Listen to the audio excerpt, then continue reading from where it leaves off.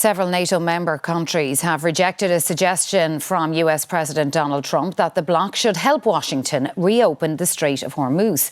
Mr. Trump warned of a very bad future for NATO if it did not lend support. British Prime Minister Keir Starmer instead said he would look at how a broader alliance, including Gulf partners, could assist in reopening the vital oil route. Week 3 of this war, and as Tehran's residents search through what's left after another US airstrike, other countries are searching for ways to tell the US leader they do not want to be drawn any further into this conflict, following Mr. Trump's assertion that it is up to NATO to help reopen the Strait of Hormuz. I mean, we have a situation which we did not provoke, which we don't cause at all. This war started without any consultations before. We can't be at every place to support a war which we didn't start. We are working with others to come up with a credible plan for the Straits of Hormuz to ensure that we can reopen shipping and passage through the strait. Let me be clear, that won't be, and it's never been envisaged to be, a NATO mission. But this afternoon, the US president was not for turning. Numerous countries have told me they're on the way. Some are very enthusiastic about it, and some aren't. Some are countries that we've helped for many, many years. We've protected them from horrible outside sources, and they weren't that enthusiastic. And when we want to know, do you have any minesweepers? Well, would rather not get involved, sir. Those tasked with tackling high oil prices say ending the war soon is the most effective route out of this crisis.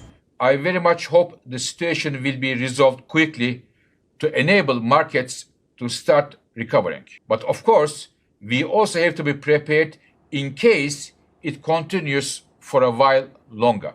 And even if the strait were to reopen tomorrow, the IEA estimates it will still take time for the global energy trade to recover. How long this war will take, the question for which there is still no answer. Fiona Mitchell, RTE News. Well, EU foreign ministers meeting in Brussels have rejected the idea of redeploying a European maritime mission to the Strait of Hormuz. However, ministers have recommended intensifying diplomatic contacts in the region in order to bring an end to the war. Donald Trump's call for other nations to come to his rescue and help reopen the Strait of Hormuz appears to have largely fallen on deaf ears. Australia, Greece and Japan have all dismissed calls to join a military response in reopening the waterway. Despite Mr. Trump's threat that the future of NATO would look very bad if its members did not help, Berlin bluntly responded that the Iran war had nothing to do with NATO. At a meeting in Brussels, the German foreign minister said the war would only end through negotiations involving regional players, including Iran. We will come to that stage as soon as the United States of America and Israel have defined that they have achieved their military goals. But we are not there currently. But we expect from the United States and Israel to inform us, to include us into what they are doing there and to tell us if these goals are achieved.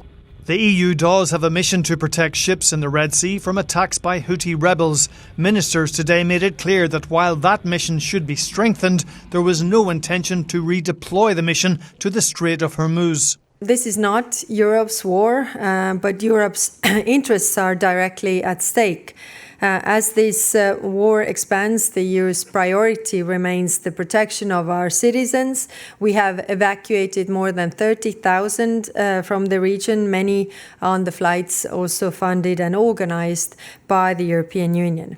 The European Commission insists Europe is better placed to absorb an energy shock compared to Russia's invasion of Ukraine. But Donald Trump's threat to NATO and his explicit linkage between the Iran war and America's support for Ukraine has opened up a whole new dimension.